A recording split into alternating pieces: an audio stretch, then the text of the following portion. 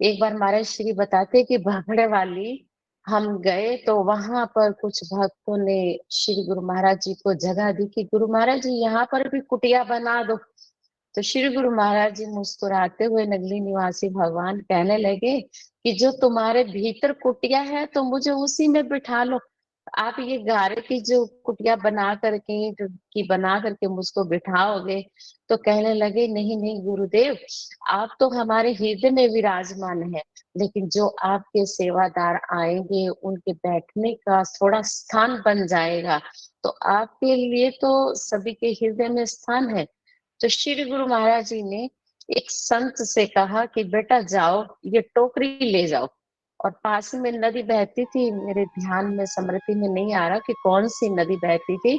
और कहते थोड़ी दूरी पर थी, तो वहां पर श्री गुरु महाराज जी ने उसको आदेश दिया कि ये टोकरी ले जा, इसमें जल भर के ला। महाराज श्री अपने रदौर वाले बताते कि हम सभी वहीं पर थे, तो वो टोकरी उठा करके गुरु महाराज जी की आज्ञा पा करके नदी पर चला गया। अब जैसे ही नदी पर पहुंचा तो गुरुदेव का ध्यान करके टोकरी को नदी में डाला। अब नदी में टोकरी को जैसे ही डुबोता तो टोकरी जल से भर जाती है, लेकिन जैसे ही बाहर निकालता तो टोकरी खाली।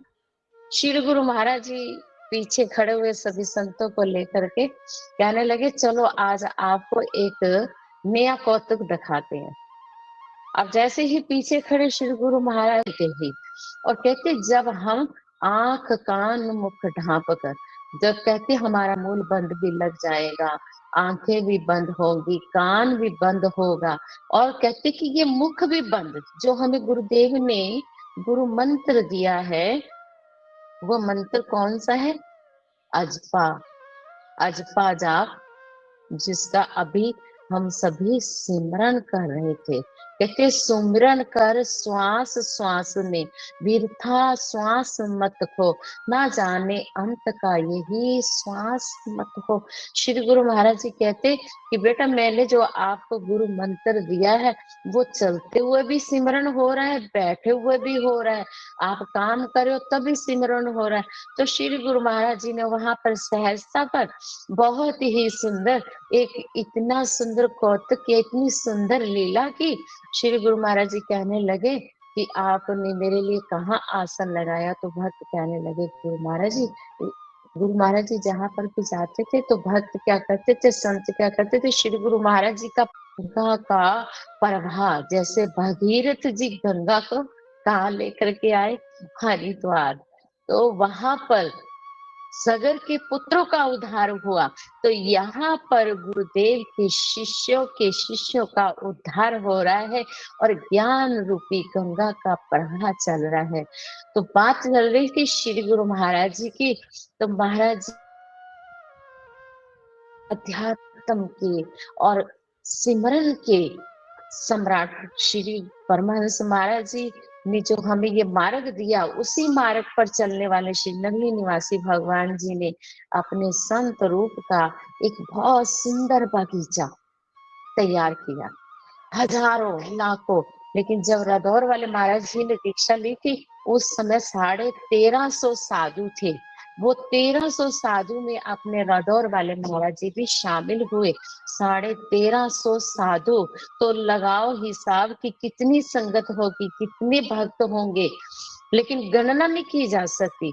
श्री गुरु महाराज जी की जो मेन बात बताने जा रही हूँ, अपने रादौर वाले महाराज जी ने श्री गुरु महाराज जी को जब स्नान सुबह करवाते थे ना, तो श्री गुरु महाराज जी 3:30 बजे स्नान कर लेते थे।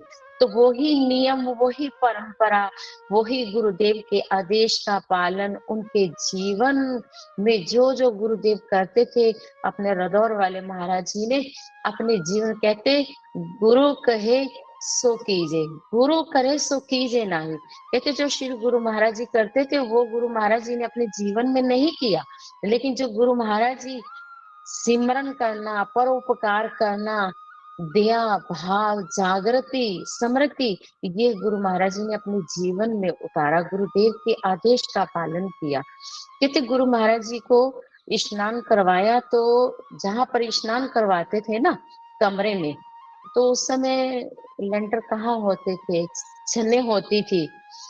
तो उसमें स्नान करवाने के बाद स्नान का जो जल आता था श्री गुरु महाराज जी के, वो बाहर एक खड्डा बनाया हुआ था, तो उसमें जल हो जाता था इकट्ठा।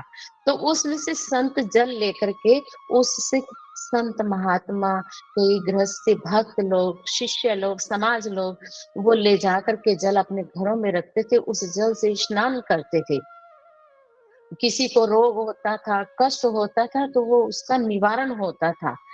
और जैसे ही गुरु महाराज जी के वो स्नान का जल उसमें 2 दिन का इकट्ठा हो गया, किसी ने जल निकाला नहीं। तो एक दिन क्या हुआ, गुरु महाराज जी के ये परम संत, मैं उनका नाम लेना उचित नहीं समझती क्योंकि मेरे गुरु के तुल्य हैं, तो उनकी समाधि लग जाती थी। अब उनकी समाधि लग गई। अब जैसे ही समाधि लगी तो श्री गुरु महाराज जी कहते हैं कि जीना ने तेरा नाम जपिया, अग्नि साड़े ना, पवन सुखावे ना। ये शब्द सत्य है कि उसको शस्त्र काट नहीं सकता, अग्नि जला नहीं सकती, पवन सुखा नहीं सकता, जल उसको गला नहीं सकता। और ये गुरु महाराज जी ने, जब हमारा यमुनानगर में आश्रम बन रहा था, तो हमने गुरु महाराज जी से यही प्रश्न किया कि गुरु महाराज जी, आप कहते हो कि जो नाम का सिमरन करता है और जो वाक्य में ही प्राणों का निरोध कर लेता है, उसको जल डिबोता नहीं।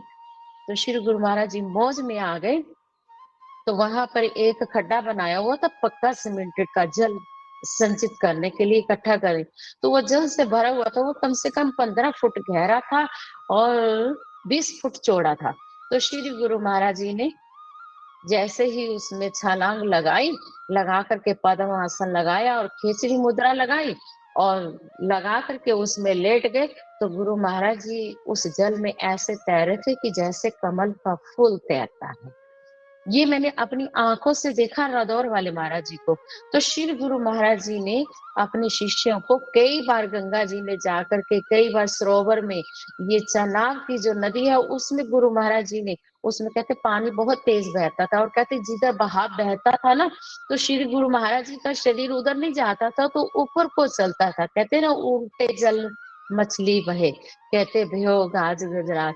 तो कहते गुरु महाराज जी ने इस प्रकार से हमें ज्ञान दिया। और कहते कि जैसे ही उनकी समाधि लगी, तो कहते हमारे संतों के मन में कुछ शंका हो गई। कहने गुरु महाराज जी, आप जी के मुखारबिंद से हमने श्रवण किया कि अग्नि जलाती नहीं।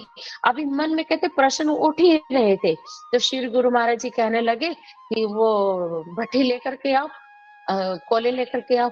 और वो ला करके, अब जैसे ही वो उन्होंने भट्टी को भखाया होले को, तो पीछे से चरखी घुमाते गए तो वो कोले भख गए। अब कहते उन संतों का हाथ उन अंगारों के ऊपर रख दिया और उसको पीछे से हैंडल से घुमाते चले गए, उसकी हवा से वो कोले खूब भगते चले गए, पूरी दहकती हुई अग्नि हो गई। तो गुरु महाराज जी ने उनका जैसे ही हाथ उन अंगारों के ऊपर रखा, तो वो अंगारों में तो एक छाला भी, एक कोल का भी नहीं डाला, एक कोल का भी नहीं डाला। अब उसने, अग्नि ने नहीं जलाया, वो हाथ वैसे का वैसा, उन संतों की समाधि लगी हुई, शरीर का कोई भान नहीं हो रहा। और गुरु महाराज जी ने सबको संकेत किया, देखते गए। फिर कहते क्या हुआ, उनके शरीर को उठा करके जो गुरु महाराज जी के स्नान का, जो मैं तो सरोवर ही कहूंगी, जहां पर उनके स्नान का जल एकत्रित होया हुआ था, तो महाराज जी ने, श्री गुरु महाराज जी ने कहा कि इसको उठा करके इसमें जल में डाल दो। अब जैसे ही जल में डाला तो वो तैरने लग गए। अब वो तैरने लगे, उसमें वो डूबे ही नहीं। गुरु महाराज जी ने फिर इशारा किया कि अब देखो। फिर वहां पर महाराज जी के पास श्री गुरु महाराज जी के सेवक थे, डॉक्टर थे, वैद्य थे। तो उन्होंने क्या किया, थाइसिस्कोप में गुरु महाराज जी ने कहा कि इसको लगा, देखो कि इसके श्वास चल रहे हैं, इसकी धड़कन कैसी है। तो श्री गुरु महाराज जी को कहने लगे कि इनकी धड़कन नहीं है। थाइसिस्कोप लगाया, कहते धड़कन गुरु महाराज जी नहीं आ रही इसमें। तो श्री गुरु महाराज जी ने अब उनके शरीर को जैसे ही अपने सन्मुख रखा, संतों को आदेश दिया, कहने लगे कि बेटा अब इनके पांव की तलियों को बादाम रोगन से और सिर की मालिश करने लगे।